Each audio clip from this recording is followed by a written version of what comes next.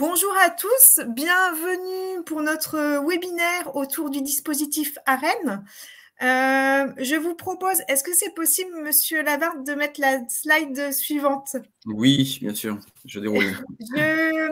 Celle d'après aussi. Je vous propose sur notre heure là, du webinaire de pouvoir revenir sur le contexte et tout ce qui est perspective d'évolution des prix de marché autour de l'électricité, de revenir sur le dispositif AREN, donc c'est vraiment le cœur de notre webinaire, et puis définir son mode de fonctionnement.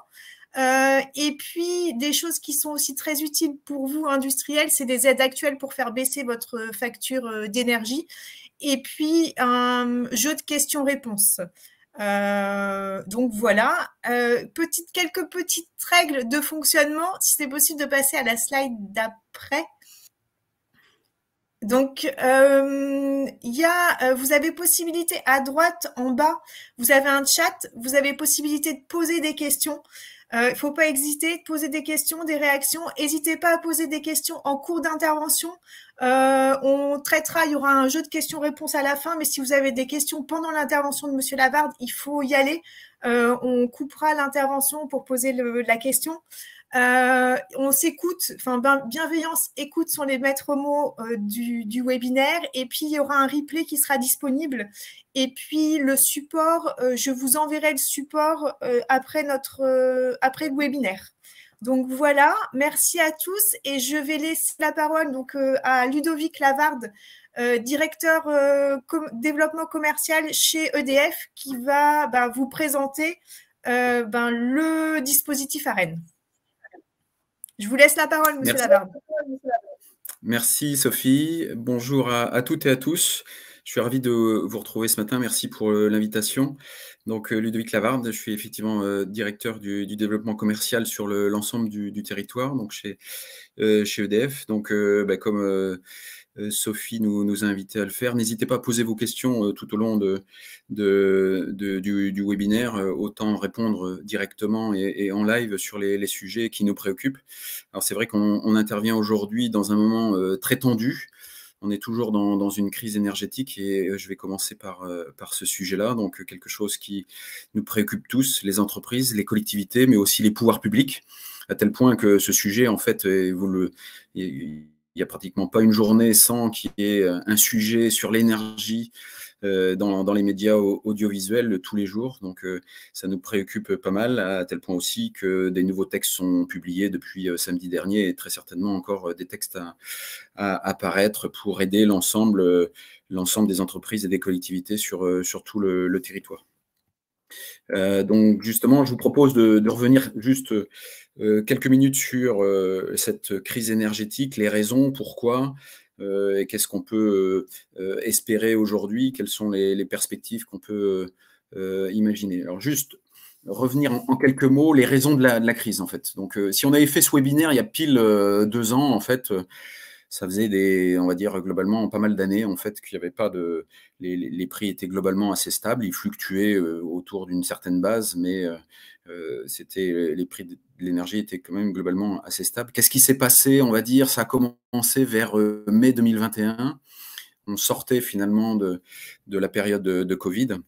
Il y a une reprise économique telle au niveau mondial qui a fait un appel très fort, en fait, aux énergies fossiles, en tête le pétrole, mais aussi le charbon et le gaz, et qui a commencé à tendre les prix notamment du gaz qui interviennent dans les prix aussi de l'électricité. Est venu s'ajouter sur ce problème des problèmes sur le parc de production, et notamment le parc de production nucléaire. Vous avez pu entendre que fin 2021, en fait, on avait découvert sur une douzaine de réacteurs, en fait, qu'on avait des problèmes de corrosion, qui a obligé finalement à arrêter certaines centrales, à réparer les tuyauteries en question, et pour pouvoir les redémarrer dans des conditions de sécurité nécessaires. Et puis est arrivé aussi fin février 2022, donc la crise ukrainienne, donc qui a apporté en plus son lot de tensions sur le marché du gaz, en fait, qui s'est tendu petit à petit de février jusqu'à l'été dernier. Donc si on regarde au niveau des courbes, donc je vous ai mis ce matin les courbes de prix de l'électricité. Alors, ce qu'on appelle le calendar en anglais ou le ruban annuel. Donc, à la fois les prix 2022, 2023 et puis aussi les perspectives 2024 et 2025. Donc, vous voyez que la crise, déjà, on l'avait vécue sur 2022 jusqu'à, on va dire, fin décembre 2021, donc des prix qui étaient montés jusqu'à 400 € par mégawattheure. Alors, on va beaucoup parler ce matin en euros par mégawattheure de prix d'électricité. Vous pouvez diviser par 2 pour le convertir en centimes d'euros par kilowattheure si vous êtes plutôt familier aux centimes d'euros par kilowattheure. Donc, on pensait que fin 2021, en fait, on avait atteint un sommet, et puis c'était sans compter effectivement la crise, notamment avec l'Ukraine, qui a apporté une tension supplémentaire sur les marchés du gaz et qui a un impact très fort en fait sur les prix de l'électricité. Avec un maximum atteint, donc qui était fin août, on avait franchi la barre des 1 000 €, on a atteint 1 130 € le mégawattheure en fait, hein, pour le prix 2023, donc c'était fin août, le 26 août. Il semblerait que depuis ce pic, on serait plutôt dans une phase baissière, hein, comme vous pouvez le voir à l'écran. Donc, on espère, en tout cas aujourd'hui, que le pic de la crise est derrière nous. Ça ne veut pas dire que la crise est finie, parce que si on regarde au niveau des unités, bon, aujourd'hui, on est repassé en dessous des 200 € par mégawattheure.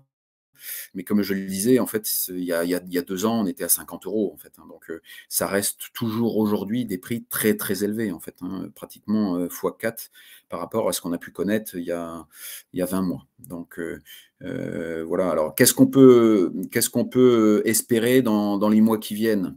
Ça va dépendre de beaucoup de choses. Déjà, on sort d'un hiver qui a été plutôt doux, donc plutôt facile. L'ensemble des centrales qui manquaient donc sont revenues sur le réseau, donc ce qui nous a permis de passer finalement jusqu'aujourd'hui en fait l'hiver, même avec même des périodes un peu plus froides, mais globalement c'était un hiver assez clément. Donc les stocks de gaz sont assez bons en France et puis même en Europe. Donc on va dire, on peut s'attendre dans les mois qui viennent, on va dire jusqu'au deuxième trimestre, jusqu'au printemps, plutôt une accalmie sur les prix. Il ne devrait pas y avoir de tension. Ça va surtout dépendre aussi, encore une fois, de l'enjeu en Ukraine et avec la Russie et toutes les tensions qui sont autour, avec l'embargo à la fois sur le pétrole, sur le charbon et puis sur le gaz. Donc ça peut avoir un impact. Par contre, on reste très prudent, horizon automne prochain, hiver prochain. On l'avait toujours indiqué, annoncé. En fait, l'hiver 2023-2024 devrait être plus compliqué que l'hiver 2022-2023 dans lequel nous sommes aujourd'hui. Pour quelle raison? C'est que globalement, en fait, les stocks de gaz ont pu être constitués finalement courant 2022, parce que premier semestre 2022, finalement, on avait encore pas mal de gaz russe qui arrivait massivement en Europe. Donc, le gaz russe s'est plutôt arrêté à mi-année 2022, donc, mais l'Europe a réussi à faire face, et notamment la France, grâce aux autres pays exportateurs, et puis notamment au gaz liquéfié. Donc, où il y a eu énormément de bateaux qui sont arrivés et qui continuent à arriver massivement, en fait, à la fois en France et puis aussi dans différents ports européens. Donc, qui a fait que les stocks, finalement, pour l'hiver 22-23 ont été bien constitués. Là, on est assez inquiet parce que pour l'hiver 23-24, en fait, on va manquer quand même des volumes russes au premier semestre 2023. Donc, même si la France peut se passer du gaz russe, en fait, hein, parce que nous, on dépend que d'en gros 17% du gaz russe, mais l'Europe dépend à plus de 40% du gaz russe. Donc, on sait très bien que voilà, l'Europe ne peut pas se passer du gaz russe. Donc, on devrait être face, en fait, à des problèmes de stock dès qu'on va commencer à rentrer dans l'hiver 2023-2024. Donc tout ça pour dire qu'on est plutôt sur une phase baissière là dans les mois qui viennent jusqu'à l'été. Il faut rester très, très prudent en fait sur ces achats dès qu'on va s'approcher de l'hiver 23-24. Après, comme on le dit tous, nous n'en savons strictement rien en fait, hein. Personne ne peut vous prédire ce qui va réellement se passer demain. Donc, c'est vraiment des marchés qu'il faut suivre de façon très régulière. Et puis, encore une fois, nous sommes là pour vous accompagner et pour bien décrypter l'actualité sur les prix. Donc face à ces hausses, alors globalement, vous voyez, suivant, lorsque vous avez réalisé vos achats d'énergie, d'électricité ou de gaz, ça va énormément dépendre des courbes qu'on a vues précédemment, en fait. Mais ce qu'on peut constater aujourd'hui sur le territoire, c'est qu'on est face à des hausses comprises, bon, on écrit là entre 50%, mais c'est vrai qu'aujourd'hui, je vois plutôt des hausses en moyenne de 300%, et même avec des pics pour ceux qui ont plutôt contractualisé, on va dire, au deuxième semestre 2022, même des pics qui peuvent franchir les 500%, en fait. Donc, suivant les contrats, aujourd'hui, on se retrouve face, en fait, à des volatilités de prix très, très, très, très hautes. Alors, comment faire face à ces hausses de prix? Donc, il y a différents mécanismes. Le premier que on va regarder ensemble ce matin, donc c'est le dispositif ARENH, en fait, qui protège beaucoup l'économie même française et les entreprises, mais aussi l'économie, donc toujours avec un prix régulé à 42 € par mégawattheure depuis 2011. Donc, je vais revenir en détail. Et puis peut-être pour vous donner un aperçu de l'ensemble des dispositifs, et je vais en commenter quelques-uns. Donc, ne soyez pas effrayés par la fresque qui peut paraître effectivement très chargée, mais tout ça pour dire qu'aujourd'hui, les pouvoirs publics ont mis en place énormément de dispositifs pour aider l'ensemble des entreprises et des collectivités. Donc, on va commencer par l'ARENH, donc un dispositif qui est encore en vigueur jusqu'à fin 2025. Donc, une des premières questions qu'on aura certainement, c'est qu'est-ce qui se passe après 2025 ? Donc, on en reparlera. Et donc, vous voyez, sur 2022, le gouvernement avait déjà mis en place énormément de choses, l'ARENH+, les taxes qui sont réduites, qui sont prolongées, un bouclier tarifaire, des aides. Et en 2023, donc, le gouvernement a remis en place des aides complémentaires, et je les détaillerai, notamment, je reviendrai sur le bouclier, notamment l'amortisseur électricité, et puis les aides que vous pouvez obtenir auprès d'un guichet, qui sont les principales aides, déjà pour faire face à la crise en 2023. Alors, vous voyez, 2024-2025, la page est pratiquement blanche en dehors de l'ARENH. Ça ne veut pas dire qu'il n'y aura rien, mais aujourd'hui, les pouvoirs publics partent au plus pressé. Donc, ils ont cherché à réduire cette crise de l'énergie sur 2022 et sur 2023, donc ils règlent plutôt la problématique à court terme, mais ça ne veut pas dire qu'il y a certains des dispositifs qui sont très certainement reprolongés par des textes qui doivent encore paraître pour l'horizon 2024, parce que de toute façon, même si le pic est peut-être derrière nous, comme on l'a vu précédemment, mais ça ne veut pas dire que la crise est complètement finie, on est toujours face à des prix très très élevés de façon historique. Donc, je vous propose de voir le dispositif ARENH. Donc, le dispositif ARENH, alors donc déjà son nom, l'ARENH, ça veut dire quoi? C'est l'accès régulé à l'électricité nucléaire historique. Alors, ça veut dire quoi globalement?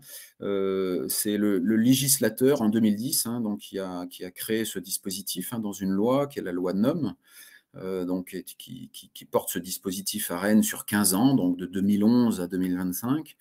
Le législateur, il cherchait à faire quoi? En fait, il cherchait à la fois à stimuler la concurrence sur le territoire national, pour développer la concurrence et avoir des fournisseurs alternatifs autres qu'EDF. Donc, on peut dire qu'aujourd'hui, ça a bien fonctionné. Vous retrouvez pas mal d'acteurs sur le territoire. Et puis, deux, ils voulaient effectivement faire disposer à l'ensemble des clients, des entreprises, des collectivités, finalement, de l'avantage économique du nucléaire historique, c'est-à-dire les 58 réacteurs que nous avions en France, 56 maintenant, vu que les 2 réacteurs de Fessenheim ont été arrêtés, mais c'était, donc ils ont calculé de toute façon, donc c'est une loi, donc ils ont déterminé un prix finalement de ce coût du nucléaire historique, donc installé dans les années 70 et 80. Donc a été fixé à 42 €, il est toujours à 42 € aujourd'hui. Ça ne veut pas dire que pour 2024-2025, le 42 € est acquis, très certainement, parce que pour changer ce prix-là, il faudrait que le gouvernement et une négociation à Bruxelles. Et aujourd'hui, bon, vu l'ampleur de la crise, ce sujet-là est de second ordre, donc on ne voit pas le gouvernement aller à Bruxelles pour essayer de renégocier à un autre prix que 42 € pour 2024 et 2025. Mais dans la loi, il pourrait l'augmenter en fait à un maximum de 49,5 €, donc ayez-le en tête. Alors globalement, par rapport au prix qu'on a vu précédemment, c'est un non-sujet, parce que de toute façon, face à des prix qui sont de l'ordre de 200 €, que ce soit 42 ou 49 €, l'enjeu n'est pas là face à la crise énergétique. Ce volume d'Arenh, en fait, est limité à 100 TWh. Alors pourquoi 100 TWh? C'est le législateur à l'époque, en 2010. Globalement, le parc de production, quand il fonctionne à plein régime, et ce n'est pas le cas aujourd'hui, parce que suite à la crise Covid, en fait, on a eu pas mal de difficultés à la fois redémarrer, surtout redémarrer les exploitations et la maintenance de certaines centrales qui ont été désoptimisées par la crise Covid. Mais quand le parc fonctionne à plein régime, en fait, il y a une production de 400 TWh en moyenne par an. Donc le législateur voulait ouvrir ce volume-là à un quart de la production, donc à 100 TWh. J'ai une question, oui. Monsieur Lavarde. On me demande 100 TWh par an pour toute la France. Oui, c'est pour toute la France. Donc là, alors l'Arenh, c'est un dispositif franco-français, donc c'est nulle part ailleurs en fait en Europe. Hein. Donc c'est pour ça d'ailleurs que l'Europe est contre ce dispositif. Hein. D'ailleurs, en 2010, le gouvernement a reçu un courrier officiel de Bruxelles en disant voilà, vous l'aurez, ce dispositif-là, vous l'aurez pendant 15 ans, mais après ce sera fini, parce que bon, quelque part, c'est un peu remettre des tarifs, alors que la politique de l'Europe, c'était de déréguler complètement l'ensemble des marchés, que ce soit l'électricité ou les autres marchés en fait. Donc c'est bien sur l'ensemble du territoire, donc pour couvrir globalement un quart de la production nucléaire. Alors comment il est calculé? Alors c'est assez simple, hein. C'est le graphe que vous avez sur le côté gauche, mais un simple tableur Excel, vous pouvez le faire même vous-même en fait. Hein. Vous prenez ce qu'on appelle vos courbes de charge, en fait, hein, c'est vos consommations annuelles, hein, la répartition de vos consommations sur une année, et puis vous trouvez sur le tableau de droite, en fait, ce qu'on appelle les heures Arenh, en fait, c'est quand est-ce qu'on considère que voilà, il y a une disponibilité de ce dispositif. Donc vous voyez que les heures Arenh sont plutôt calculées sur les demi-saisons et l'été, donc d'avril à octobre, et plutôt sur des heures creuses. Hein, je fais simple, et les jours et toutes les heures des jours fériés ou des week-ends. Donc lorsque vous prenez votre courbe, en fait, vous prenez juste ces heures-là, et c'est juste une moyenne. Vous faites la moyenne de votre puissance, et ça vous donne votre puissance Arenh, et donc fois le volume, ça vous donne votre volume Arenh. Donc souvent, vous retrouvez dans vos contrats, en fait, on calcule un taux Arenh. C'est uniquement la formule mathématique du schéma que vous voyez là, que vous pouvez faire très, très facilement sur un tableur Excel. Ayez en tête que l'Arenh, il n'y a pas de négociation sur l'Arenh, c'est un dispositif qui est complètement régulé, qui est très contrôlé d'ailleurs, hein, par la Commission de régulation de l'énergie. Donc on calcule toujours, que ce soit la puissance ou la quantité, les mégawattheures d'Arenh, c'est voilà, au mégawattheure près. Il n'y en a pas un de plus, pas un de moins en fait. Hein. Chacun a une courbe de consommation différente, et on calcule toujours le taux d'Arenh de façon très précise. C'est mathématique, il n'y a pas de discussion à avoir là-dessus. Je le souligne parce que la Commission de régulation qui veille, qui est le gendarme en fait sur l'énergie, bon, on s'est aperçu qu'il y avait certains fournisseurs peu scrupuleux. Elle en a épinglé encore 4 dernièrement, là c'était en décembre dernier, voilà, qui faisaient d'autres calculs, en fait, qui essayaient globalement d'essayer de capter une manne financière entre les courbes de ses clients et ce qu'ils pouvaient demander en fait au guichet. Donc ayez en tête que voilà, ces calculs doivent être complètement précis, de façon transparente, et c'est ce qu'on fait avec nos clients. Et il n'y a pas de sujet là-dessus. Il faut vraiment que ça soit une valorisation à l'euro pour l'euro. En fait, vous puissiez disposer du plein bénéfice de l'Arenh. En fait, c'est une loi, donc ça s'applique pour tout le monde. Monsieur Lavarde, j'ai une autre question. Il y a une personne qui demande si le taux Arenh propre est recalculé tous les ans selon les consommations réelles.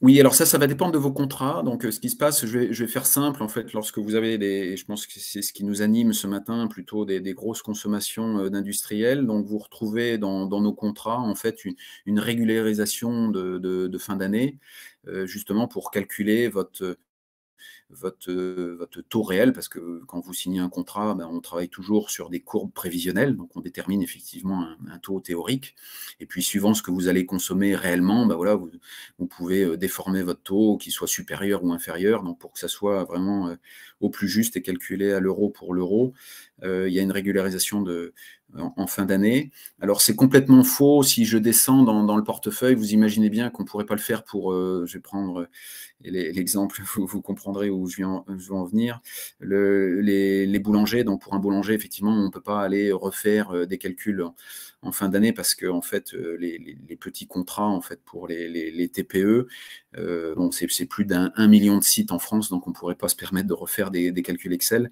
Donc, en fait, c'est quelque chose qui est moyennisé pour les très petites entreprises. Et ça se foisonne en fait d'une entreprise à une autre. Donc ça aussi, c'est très contrôlé par la commission de régulation. Mais en tout cas, pour les gros industriels que vous êtes, on met dans vos contrats une régule, voilà, pour que ça soit au plus juste et que vous puissiez bénéficier au maximum en fait de ce dispositif qui vous permet quand même d'accéder en fait à un prix de l'énergie encore aujourd'hui à 42 € par mégawattheure.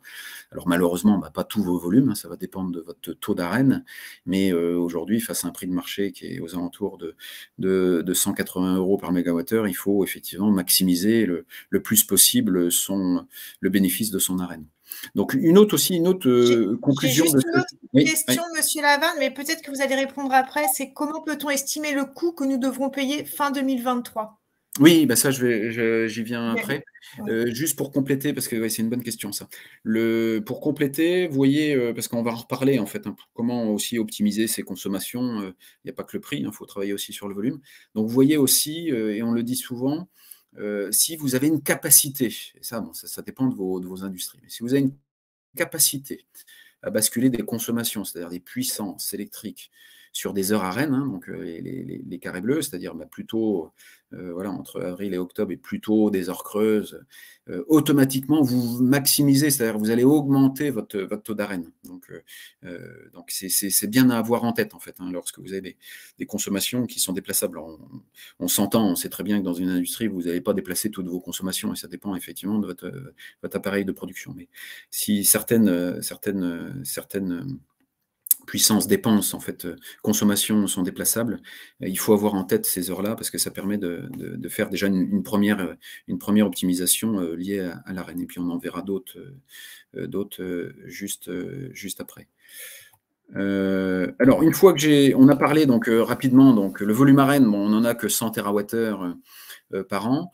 Donc là, je vous ai remis sur un graphe. Qu'est-ce qui s'est passé finalement depuis 2016. Alors j'aurais pu mettre 2011, mais ça n'avait pas grand intérêt parce que les volumes Arenh demandés en fait étaient bien inférieurs à 100 TWh. Mais en fait, si on regarde depuis 2017, en fait, on a vu apparaître à partir de 2019 en fait une demande d'Arenh, c'est-à-dire de l'ensemble des fournisseurs en France, supérieure à 100 TWh. Donc, on avait franchi déjà les 132 TWh en 2019. Et puis, pour 2023, on a passé les 148 TWh. Donc, automatiquement, vu que la loi limite à 100 TWh, c'est juste une règle de 3, en fait. C'est-à-dire que tout le monde est ce qu'on appelle écrété. C'est-à-dire qu'on va réduire de façon, en une règle de 3. On va réduire pour tout le monde les volumes, donc entre 24% en 2019 et 33% en 2023.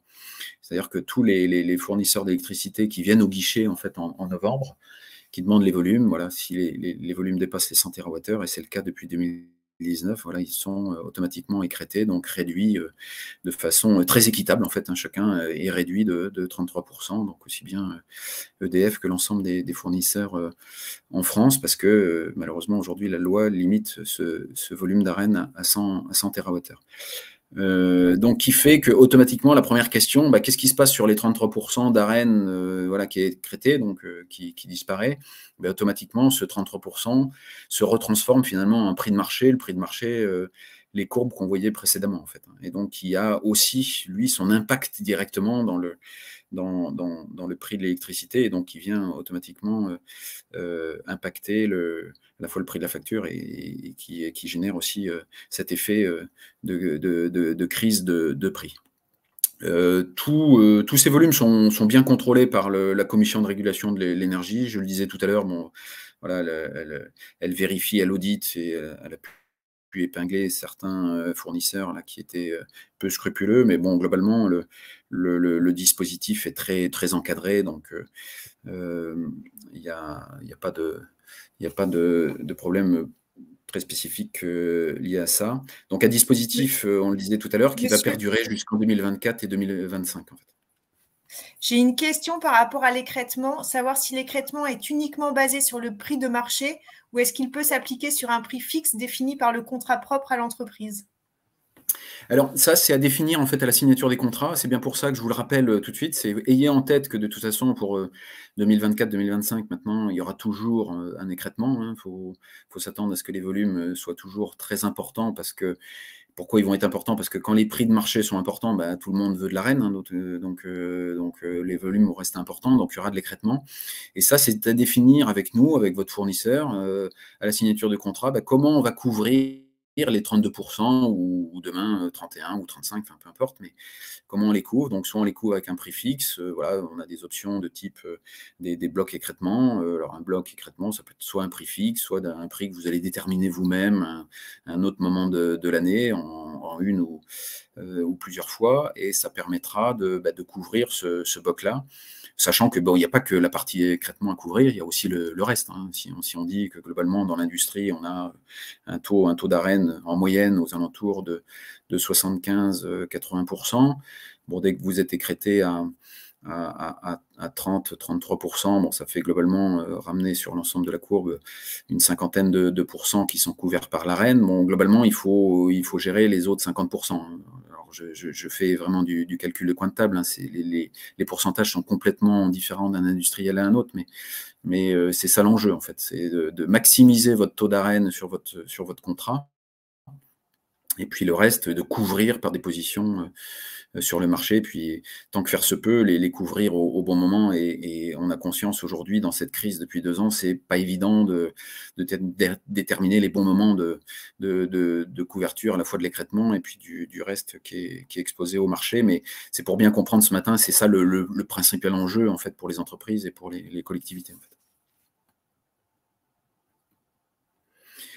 Donc voilà pour résumer ce qu'on vient de dire aujourd'hui. Si on reprend sur la gauche en fait votre courbe de consommation, donc qui est vraiment, je dis souvent l'empreinte digitale énergétique en fait de chaque entreprise en fait. Hein, donc elle peut être complètement différente. Donc il faut maximiser votre droit à Rennes, hein, tout ce qui est en vert, vert clair et vert foncé. Donc après, effectivement, une fois que l'écrêtement arrive, il faut couvrir cette partie-là par une partie au marché, donc le point 2. Et puis, garder en tête que le point numéro 1, il faut le reste qui n'est pas l'arène, il faut aussi avoir une certaine stratégie pour couvrir cette partie qu'on appelle soit le haut de courbe, soit la dentelle. On utilise des termes un peu divers et variés, mais qui permet de bien imager finalement votre enjeu énergétique en fait sur une consommation annuelle ou pluriannuelle.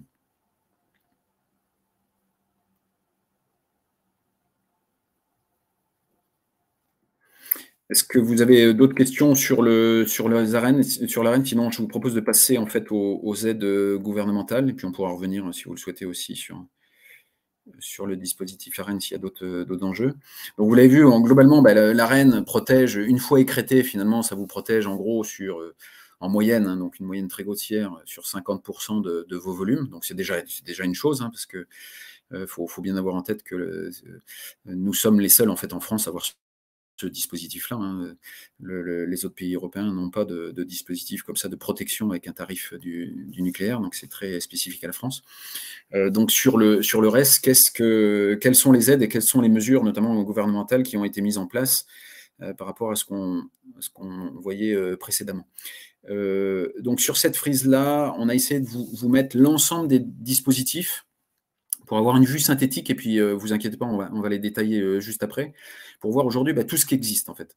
Vous allez voir en fait bloc par bloc, ça va dépendre de votre secteur d'activité. Donc on va retrouver complètement à gauche donc tout ce qui est TPE en fait, hein, les très petites entreprises, les artisans, les commerçants. Juste après donc les PME, les petites et moyennes entreprises, donc inférieures à 50 millions d'euros de chiffre d'affaires, de bilan et 250 salariés. Et puis après, donc, le reste des entreprises, hein, à la fois les ETI, les grandes entreprises, les grandes industries. Globalement, vous avez 4 dispositifs aujourd'hui à votre main, suivant le segment, votre secteur d'activité.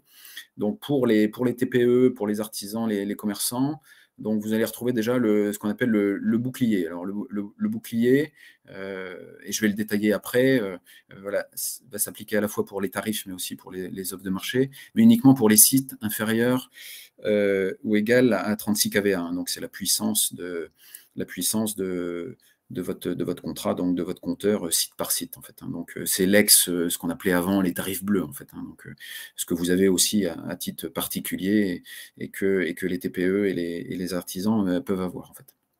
Pour tous les sites supérieurs à 36 kVA, en fait, c'est l'amortisseur électricité qu'on va détailler juste après. Et puis sinon, finalement, pour l'ensemble des entreprises, il y a un guichet qui a été mis en place, je le détaillerai aussi, depuis mars 2022, un guichet d'aide au paiement des factures, en fait, qui va permettre aussi d'amener en fait des compensations et des montants pour aider les entreprises à payer les factures. Vous le voyez, on attend encore des textes, notamment une garantie d'État qui est toujours en projet et qui devrait arriver très prochainement. Et très certainement d'autres textes, notamment pour les entreprises. Là, vous voyez au milieu de l'écran, bon, il y a une partie blanche où il y a peut-être une partie qui a peut-être été un peu oubliée par Bercy et on discute pratiquement de façon quotidienne avec Bercy et on voit que suite au texte qu'ils ont publié samedi dernier, bon, ils réfléchissent encore pour étendre les dispositifs. En fait, ce que cherchent à faire les pouvoirs publics, c'est essayer d'endiguer la crise le mieux possible, sans non plus dilapider les dépenses de l'État, en fait. C'est un sujet qui est très politique, je ne rentrerai pas dedans, mais c'est ce qui est recherché, essayer de mettre un amortisseur, en fait, à cette crise énergétique, sans non plus dépenser non plus trop dans les caisses. Donc, si on prend dispositif par dispositif, je passe peut-être rapidement, vous êtes peut-être moins concerné ce matin en tant qu'industriel, grande entreprise, par le bouclier, mais que vous l'ayez en tête. Monsieur Lavarde, j'ai une question. Alors, j'en ai plein d'autres, mais que j'aborderai après dans la Oui, question-réponse, oui. parce que c'est plus en lien avec l'AREN. Mais là, il y a une question directe. C'est quid si on a moins de 2 millions de chiffre d'affaires, mais plus de 10 salariés?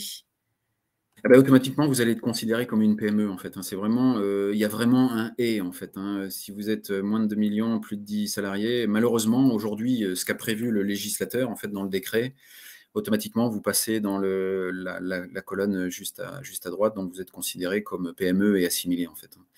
Inférieur à 50 millions et inférieur à 250 salariés. C'est comme ça que le texte, aujourd'hui, est rédigé, en fait. Je passe rapidement sur le bouclier tarifaire. Donc, bouclier tarifaire, alors, nous l'avions déjà en 2022, hein, pour ceux qui en bénéficient. Donc, il reste encore des tarifs, en fait, en France. Hein, donc, le marché est dérégulé depuis plus de 20 ans, mais il s'est fait par couches successives et il reste encore des tarifs que Bruxelles veut faire disparaître, mais l'État français se défend et protège encore ces tarifs pour les petits consommateurs, donc inférieurs ou égal à 36 kVA de puissance, donc des kilovolts ampères, hein, donc c'est une puissance. Donc en 2022, le tarif avait été capé en fait à une hausse de 4%, hein, sinon il aurait pris une hausse de 36%. Et donc, depuis le 1er février 2023, le tarif a été revu avec une hausse de 15%. Sinon, en fait, il aurait pris une hausse de 96% en fait, en moyenne pour les entreprises.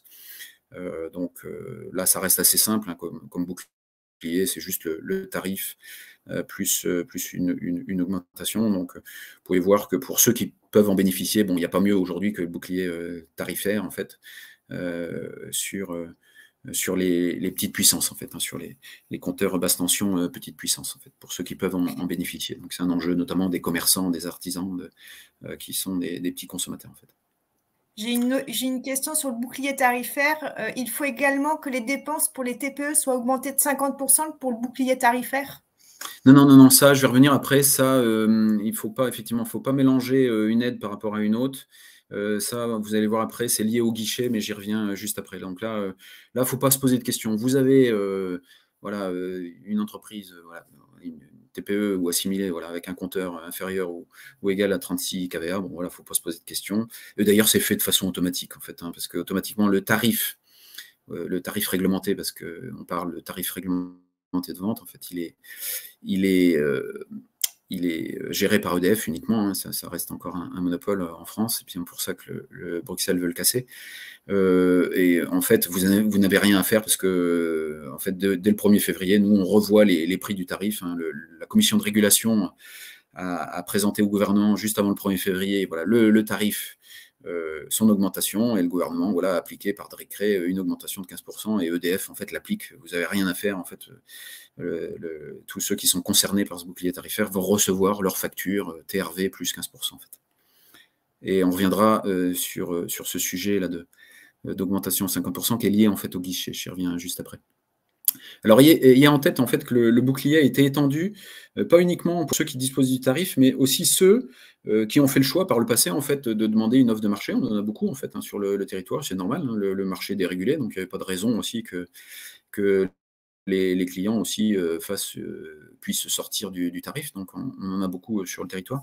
Donc, ce qu'a fait le législateur, en fait, il a fait deux choses. Le législateur, déjà, il a appliqué en fait exactement la même baisse. Hein, c'est ce que vous voyez sur la droite, en fait. Hein, la décote que vous avez sur le TRV, hein, donc les deux premières barres, va être appliquée exactement euro par euro, en fait, sur l'offre de marché, en fait.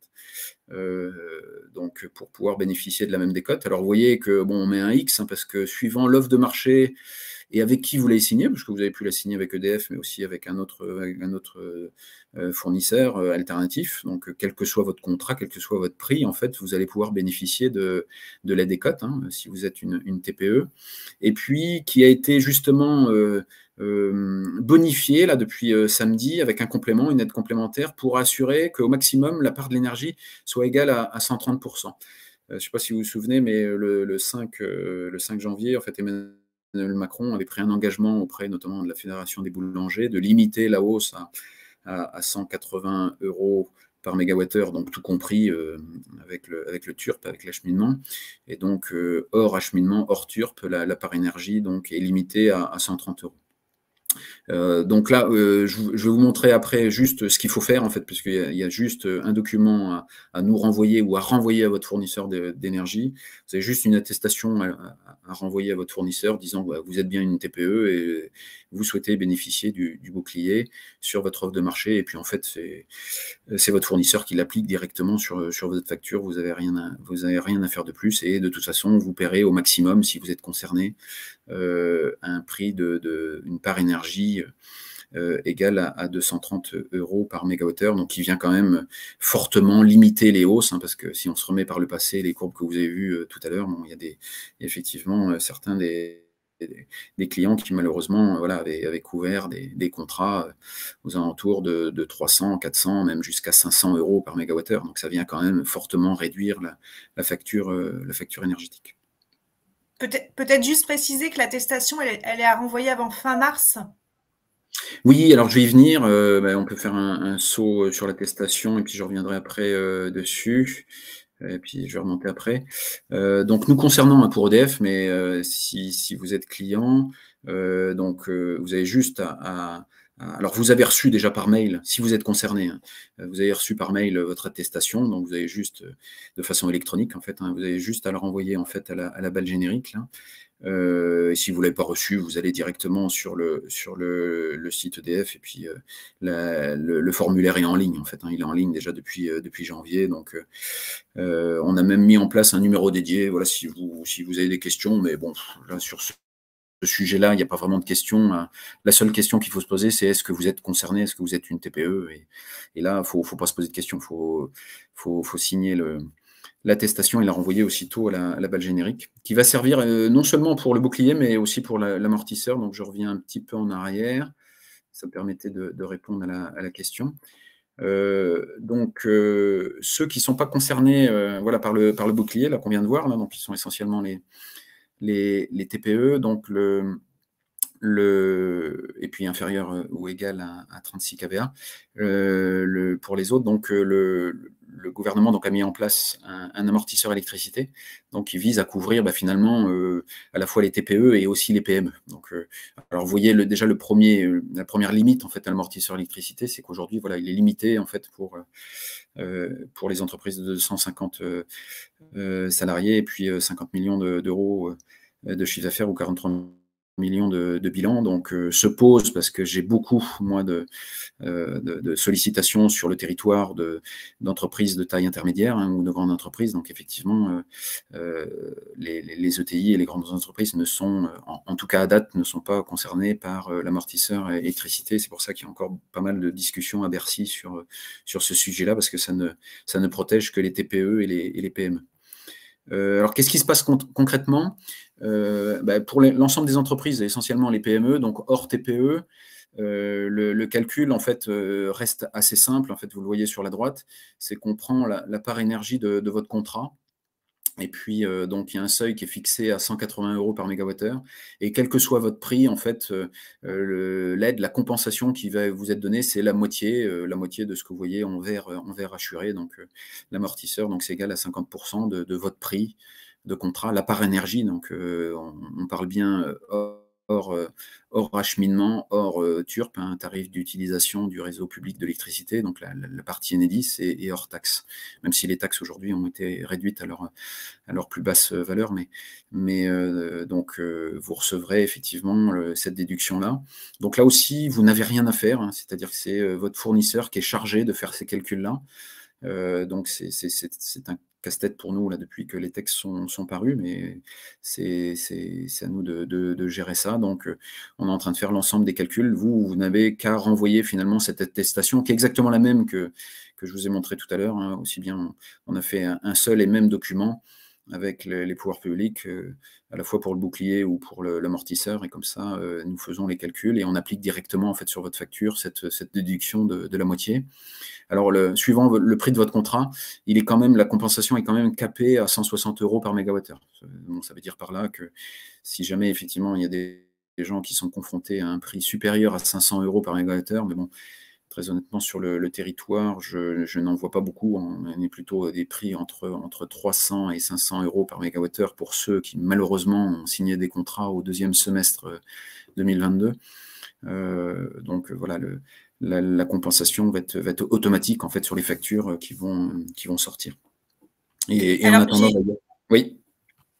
J'ai une question et puis la deuxième, vous venez d'y répondre. La deuxième, c'était l'amortisseur est applicable peu importe la date de contractualisation du contrat électricité. Oui, ça s'applique à tout le monde, c'est peu importe. Vous avez un contrat, à la limite, quelqu'un qui a signé le 31 décembre, qui a même créé sa société le 31 décembre, qui a signé un contrat le 31 décembre, en fait, on va appliquer l'amortisseur. En fait, là, il n'y a pas de sujet. Ayez bien en tête que EDF, ou comme un autre fournisseur, n'est pas le gendarme, en fait, hein. Le gendarme, c'est la Commission de régulation de l'énergie. Donc, nous, on va recevoir des attestations. On n'est pas là pour les contester ou les vérifier ou quoi que ce soit. Nous, on reçoit votre attestation, on applique l'amortisseur. Donc, là, alors après, bon, j'imagine que les pouvoirs publics, juste pour finir ma phrase, mais j'imagine que les pouvoirs publics feront des vérifications parce qu'ils vont nous demander les attestations. Donc, c'est comme votre déclaration d'impôt, il n'y a aucun intérêt à faire de fausses déclarations. Mais en tout cas, voilà, nous, on va appliquer bêtement les textes qui sont publiés. En fait, il n'y a pas de sujet. C'est comme la reine, en fait, ça s'applique, c'est mathématique, en fait.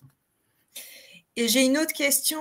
Je coche toutes les cases, mais je suis filiale d'un groupe. Je ne peux donc pas y prétendre. Ouais. Non, si vous relisez les textes, donc c'est bien ce qui nous anime en ce moment avec Bercy, parce que j'ai beaucoup d'industriels où j'ai remonté les cas en fait à Bercy. Dans les textes, hein, c'est clairement écrit, dès que vous êtes une filiale et considérée comme filiale, c'est-à-dire une entreprise qui est détenue à plus de 25% par une holding, par un groupe, mais c'est clairement écrit dans les décrets, vous n'êtes pas concerné par l'amortisseur, j'en suis bien navré, mais c'est pas, effectivement, je ne représente pas l'État. Hein, les pouvoirs publics aujourd'hui ont effectivement ciblé, dans un premier temps, face à cette crise énergétique, ils ont ciblé les TPE, les PME. En fait, ils ont surtout cherché à travailler sur la quantité à la fois d'entreprises et la quantité de contrats. Mais effectivement, les groupes, les filiales, on va le voir après, sont concernés par le guichet, en fait. Et on voit bien que ça a aussi une autre limite. C'est pour ça que moi, j'ai remonté pas mal de cas comme ça à Bercy. Et bon, je sais que Bercy est en train de regarder. Je ne peux pas parler à leur place, mais ils sont en train de regarder aussi des cas spécifiques de certaines filiales qui pourraient être concernées aussi par des prix assez élevés, en fait. Donc ça, globalement, c'est l'amortisseur, donc hors TPE. Bon, voilà, le schéma est assez clair là-dessus. On fera les calculs pour vous et ça sera déduit directement sur la facture, avec une ligne à part, en fait. Hein. Donc le gouvernement, c'est normal, hein, tient à ce que cette aide, cette compensation soit visible sur la facture, hein, complètement transparente. Donc ce sera vraiment une ligne à part, donc, qui sera complètement opposable, vérifiable, transparente, en fait. Si vous êtes une TPE, alors je reviens dans les cas des TPE, alors donc ça veut dire pour des compteurs supérieurs à 36 kVA, hein, parce que vous avez vu précédemment, inférieur ou égal à 36 kVA, c'est le bouclier qui s'applique. Mais pour les TPE, alors le samedi dernier, donc c'était un autre texte qui est paru, et c'était pour aussi respecter l'engagement d'Emmanuel Macron là, du 5 janvier. Ils ont bonifié l'amortisseur, mais uniquement pour les TPE. Et vous voyez sur le schéma, c'est pas la moitié qui est remboursée, mais c'est 100% en fait. C'est-à-dire que pour la TPE, quel que soit son prix, en fait, l'amortisseur va lui permettre d'avoir un prix de sa part énergie, encore une fois, hein, hors acheminement, hors TURP, hors taxe, un prix maximum de 230 € par mégawattheure. En fait. Donc voilà, alors bon, ça concerne les TPE, donc c'est une compensation limitée, mais bon, le 1500 € par mégawattheure, je ne l'ai jamais vu sur le territoire. Donc, je ne sais pas pourquoi le législateur a mis 1500 €, mais ça, j'ai aucun cas sur le territoire qui paye ces prix-là, et ça paraît normal, vu que le marché, il a atteint que 1130 €. Donc voilà, sur cet amortisseur spécifique aux TPE. J'ai une question, c'est qu'est-ce que l'écowatt rouge? Ah oui, alors donc je suis passé, ouais, j'en ai même pas parlé. Vous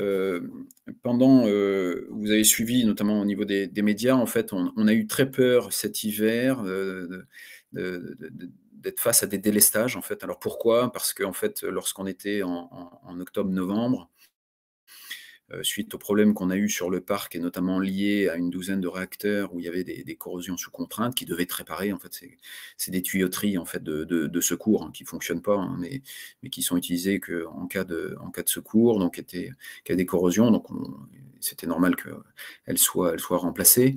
Donc, en fait, on avait pas mal de centrales à l'arrêt. Donc, on a eu peur en fait, du passage de l'hiver, est obligé de délester. En fait, donc, on avait travaillé avec le gouvernement sur tout un dispositif. Donc, je ne sais pas si vous avez suivi, mais le RTE, donc le réseau de transport de l'électricité, qui est responsable de l'équilibre offre-demande voilà, en temps réel, avait sorti un indicateur écowatt vert, orange, rouge. On le voyait même d'ailleurs aux informations, à la météo, parce qu'on avait peur du passage de l'hiver. Bon, finalement, les centrales sont revenues sur le réseau, et puis finalement, on n'a pas eu besoin d'activer de délestage. Mais si on était face à voilà, une journée... Voilà, prenons par exemple aujourd'hui écowatt rouge. Si aujourd'hui c'était un écowatt rouge, en fait, on demanderait à beaucoup d'industriels en fait, de s'effacer avec des contrats spécifiques, soit de façon automatique pour les très gros industriels ou de façon contractuelle pour d'autres industriels.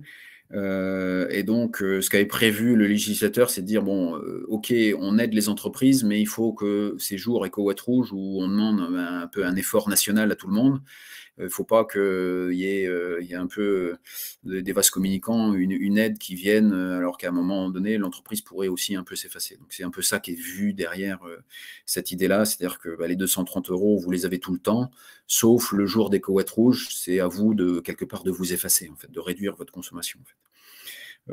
Alors, gardez-le en tête parce que, bon, là, de toute façon, on est bientôt sorti de l'hiver, mais on ne va certainement pas activer, vu d'aujourd'hui, des écowatts rouges. Mais cette logique pourrait être gardée si ces mécanismes-là étaient remis à nouveau en en discussion et en vote pour 2024 et 2025, vu que l'hiver 2023-2024 va être plus compliqué. Donc, garder ce sujet-là en tête, ça pourrait revenir. Mais aujourd'hui, bon, il y a zéro impact sur les prix, vu qu'il y a eu zéro éco-hête rouge de décider en 2023 à date.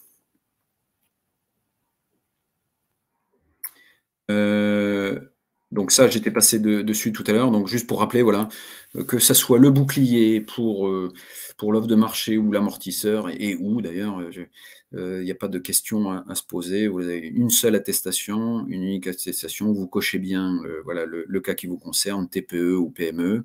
Et puis, vous avez juste une adresse générique auquel le renvoyer. Tout est traité de façon numérique et pour que le calcul se fasse automatiquement sur les factures qui vont être émises d'ici fin mars. Gardez en tête, effectivement, Sophie l'a rappelé tout à l'heure, il y a une date limite aujourd'hui qui est demandée par le législateur, c'est de pouvoir disposer de toutes les attestations au 31 mars. Donc notre priorité aujourd'hui, au-delà d'appliquer dans nos systèmes d'information et sur les factures, parce que là on parle de plus d'1 million de sites, donc c'est énormément de numérique, mais aujourd'hui on relance énormément, et c'est l'objet en fait de notre webinaire. Je passe dans de nombreux webinaires avec les CCI, les chambres des métiers, les fédérations, les différentes fédérations professionnelles, le MEDEF aussi, pour que tout le monde ait bien en tête voilà, cette date butoir. Il faut sans attendre en fait. Si vous ne l'avez pas fait, je vous invite à le faire dès aujourd'hui. Ça prend vraiment quelques minutes en ligne, donc il ne faut pas attendre le dernier moment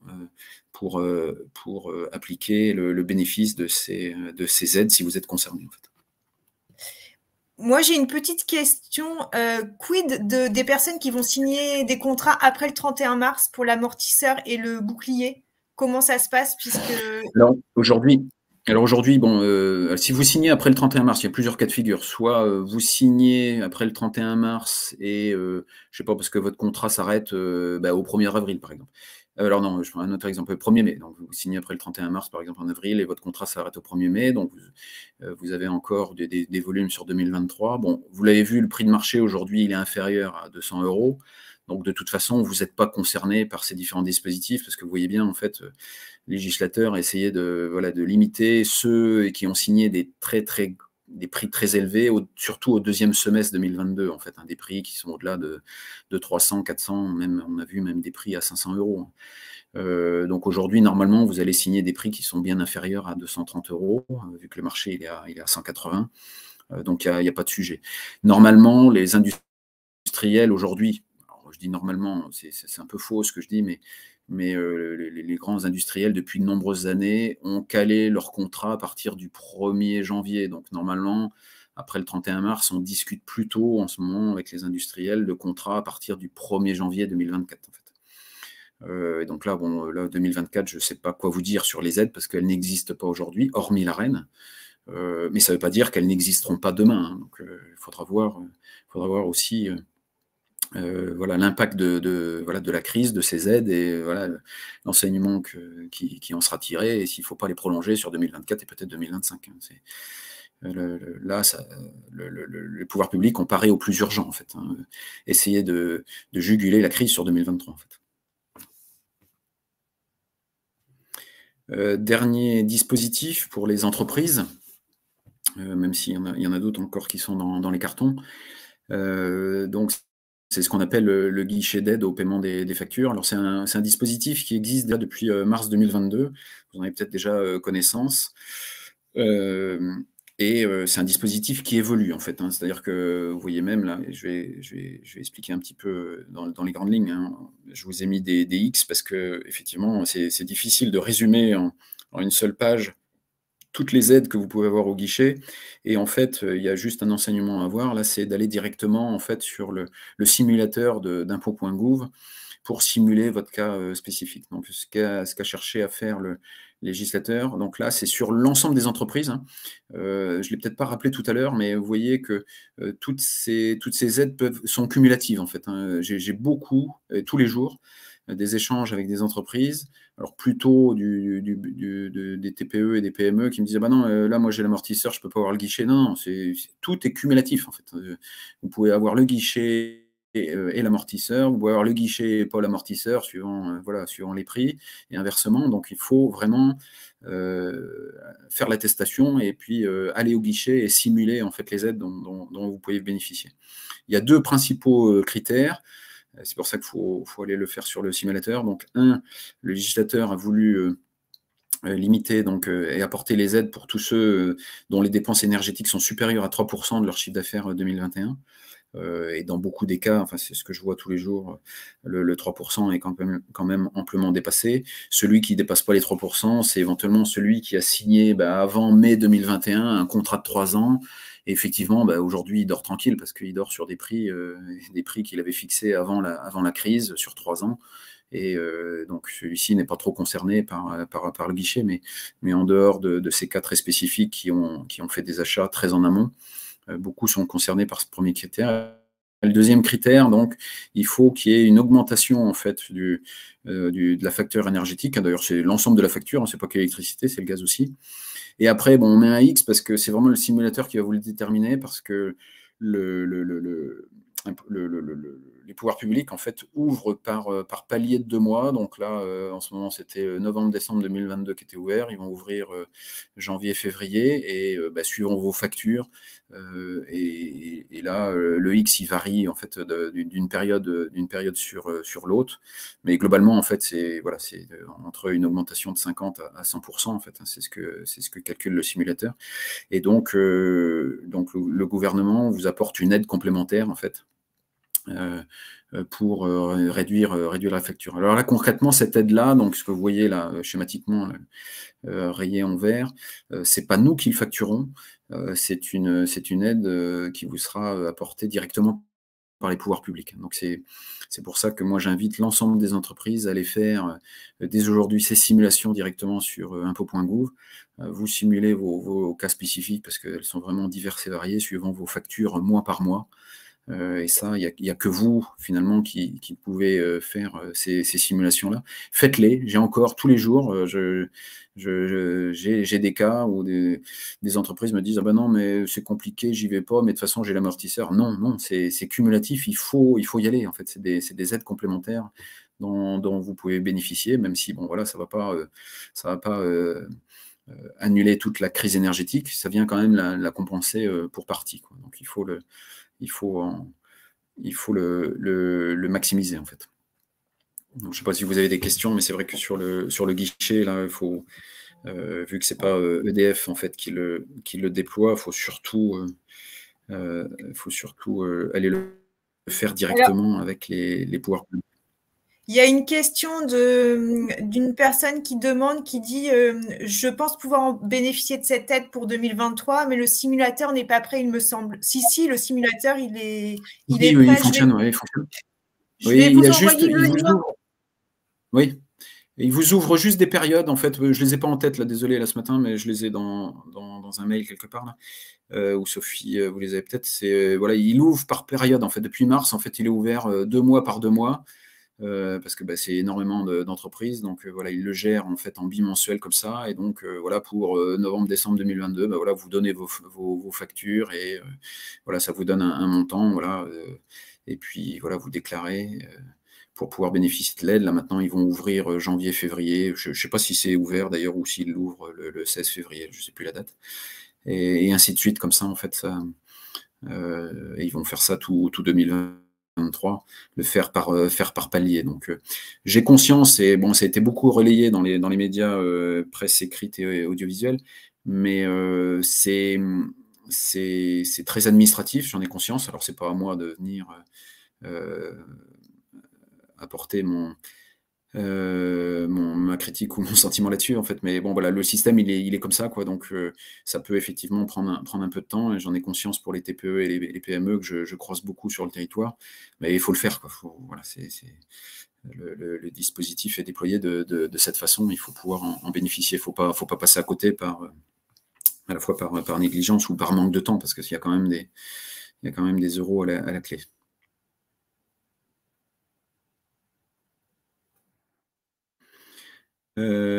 Pour conclure, je regarde, on est pas mal dans le timing, ouais, pile 9h59. Rappelez que, bon là, on a beaucoup parlé de prix de l'énergie donc de prix unitaire et puis d'aide pour baisser la facture. Bon, ce qu'on rappelle toujours, hein, c'est que la meilleure énergie, c'est celle qu'on ne consomme pas.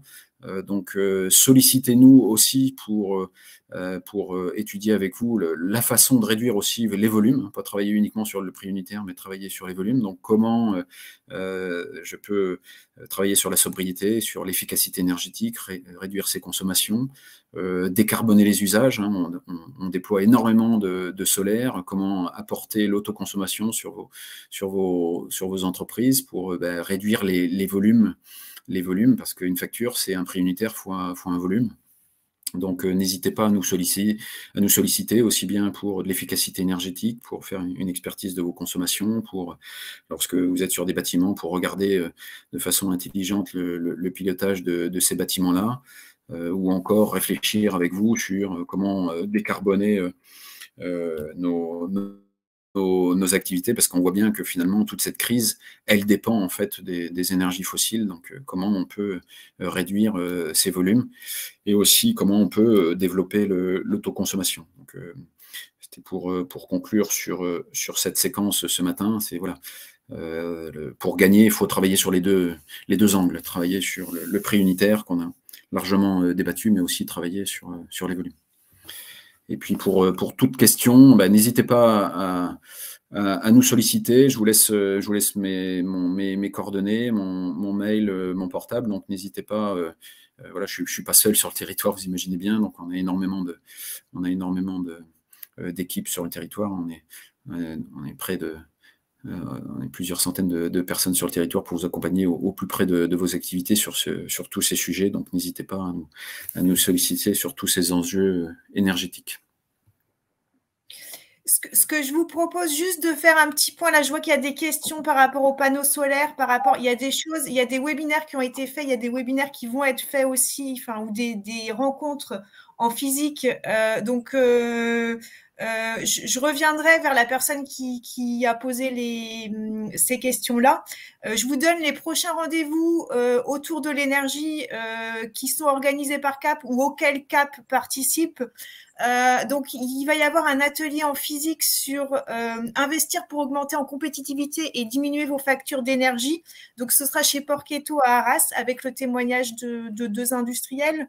On aura un atelier à l'UIMM Grand Hainaut sur tout ce qui est plan de collecte de l'énergie. Et puis, il y aura le Green Forum Business à l'Arena de Ливin le 30 mars, journée. Et donc ça, c'est un forum autour de toute la transformation énergétique et environnementale. Donc là, il y aura quand même un certain nombre aussi de partenaires qui pourront vous aider sur ces thématiques. Juste, Monsieur Lavarde, j'ai encore deux questions après. Les deux questions, c'était comment peut-on estimer le coût de notre facture payée fin 2023 avec le tarif ARENH. Donc, je pense que c'était par rapport à cette partie écrêtement. Et puis, j'avais une autre question, c'était pourquoi l'Espagne est meilleure que la France en matière de prix électricité. De très bonnes questions. La première, elle est essentielle pour vous. Hein. Donc, soit effectivement, votre prix a bien été défini dans votre contrat, et souvent on le met dans la page 2 en synthèse, soit je vous invite en fait à vous rapprocher de votre interlocuteur dédié EDF en fait, hein, sur le sujet, si nous sommes votre fournisseur. Donc, on pourra vous accompagner là-dessus. Normalement, là, en début d'année, enfin depuis, même pas en début d'année, depuis le 16 décembre, en fait, on communique l'ensemble de nos clients, en fait, les prix 2023. Je pense surtout pour les gros contrats spécifiques où il y a effectivement l'écrêtement ARENH. Donc, n'hésitez pas à revenir vers nous parce que chaque cas va être différent. Soit vous connaissez votre interlocuteur ou vous le retrouvez de toute façon sur votre facture. Sur le deuxième sujet, alors c'est un sujet, effectivement, c'est un sujet qui anime énormément les politiques. Je suis pas trop rentré dans le détail, mais depuis septembre, en fait, face à cette crise énergétique, qui n'est pas uniquement en France, mais qui est dans toute l'Europe, en fait, finalement, chaque pays se débat comme il peut. C'est sûr que les pays ibériques, donc Espagne et Portugal, ont trouvé une solution, en fait, l'été dernier, qui est peut-être la plus simple et la plus efficace. C'est que, vu que le prix de l'électricité dépend des énergies fossiles et essentiellement du gaz, en fait, ils ont capé le prix du gaz, en fait, en Espagne et au Portugal.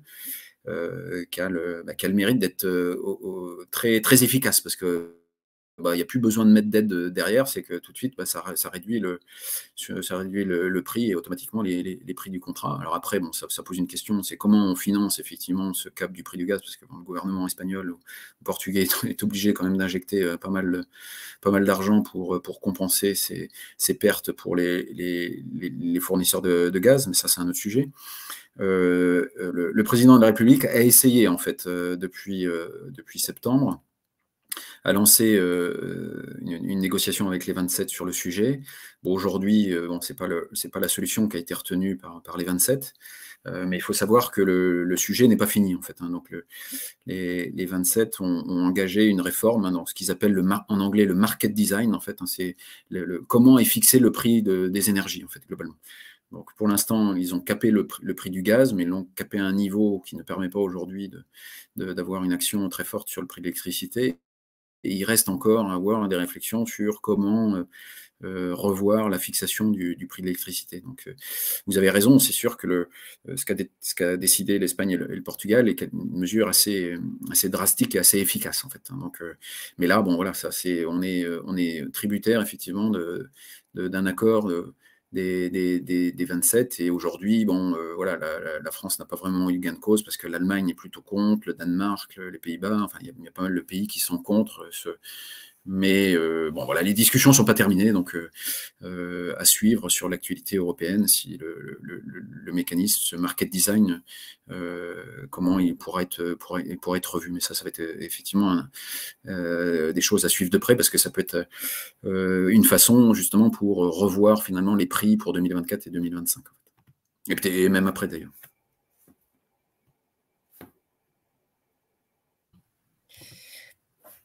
Je sais pas, je pense qu'on est on a dépassé le timing. Donc, ce que je vous propose, c'est de clôturer ce webinaire. En tout cas, un grand merci à Monsieur Lavarde. N'hésitez pas, nous, on reste, enfin, l'équipe Cap Industrie, on reste à votre disposition si vous avez des questions. Après, on n'a pas la réponse à tout, mais on ira les chercher et vous mettre en contact avec les bons interlocuteurs. Donc, n'hésitez pas à nous solliciter. Et on vous souhaite une bonne journée. Et un grand merci à Monsieur Lavarde.